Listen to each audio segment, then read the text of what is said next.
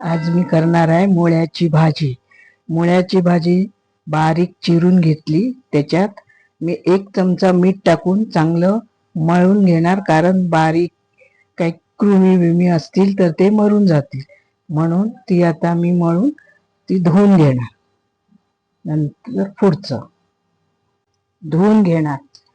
हे असं पाणी काढून घेणार एकदा, नंतर परत दुसरं पाणी घालणार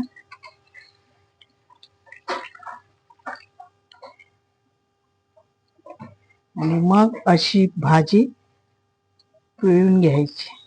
सगळं पाणी काढून घ्यायचं त्याच्यातलं.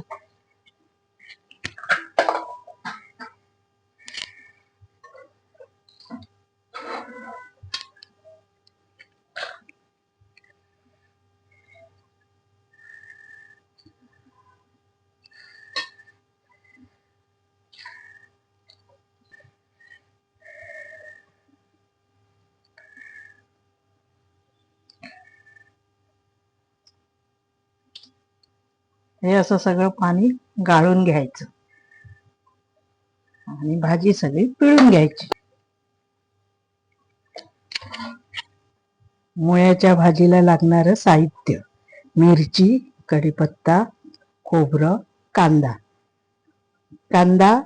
हिंग, हळद एवढं साहित्य आणि तेल. ठेवली आहे ती आता पेटवून घेते. 2 चमचे तेल टाकलं, कढीपत्ता टाकते आणि मिरची टाकते. भाजली की नंतर त्याच्यात कांदा टाकते, थोडं गरम होऊन दे. त्याच्यात हिंगाने पोटाला त्रास होत नाही. हिंग कधी पण भाजीत हिंग थोडासा टाकावा.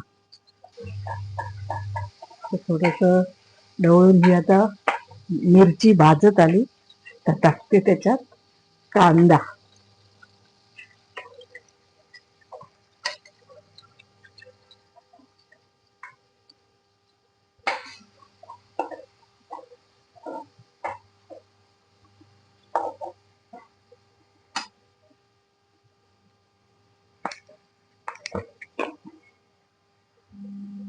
थोडी 1 चमचा हळद.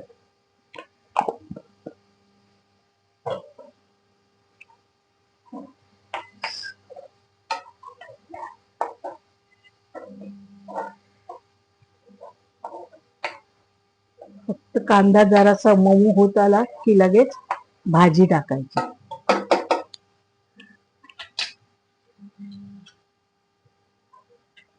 आता त्याच्यात भाजी टाकून घ्यायची.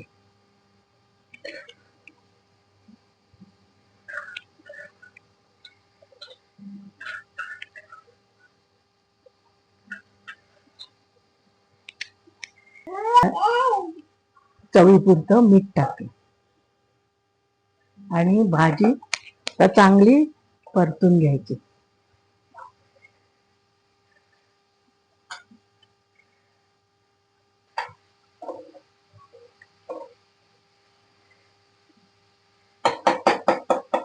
भाजी परतल्यानंतर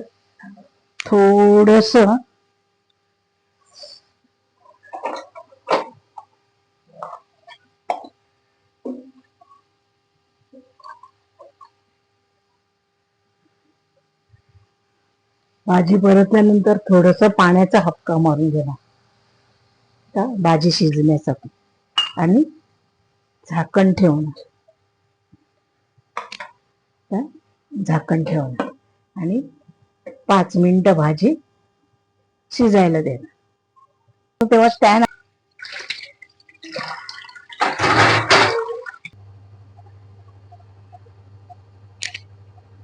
मध्ये एकदा ढवळून घेते का तर खाली लागू नये म्हणून.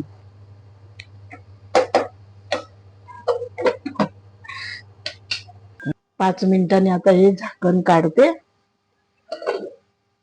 भाजी जरा ढवळून घेते. गॅस मीडियम केला.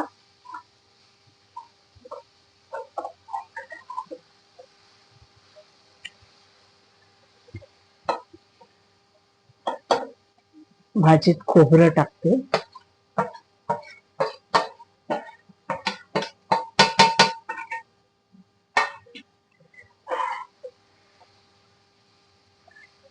खोबरं टाकून चांगलं परतून घ्यायची भाजी व्यवस्थित.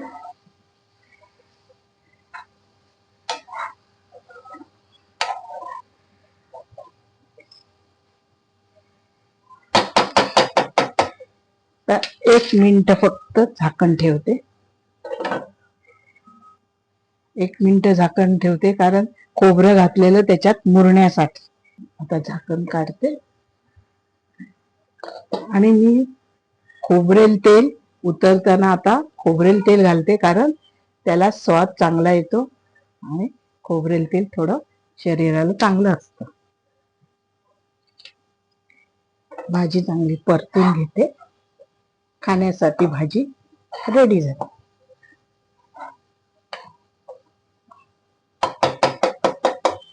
गॅस बंद करते.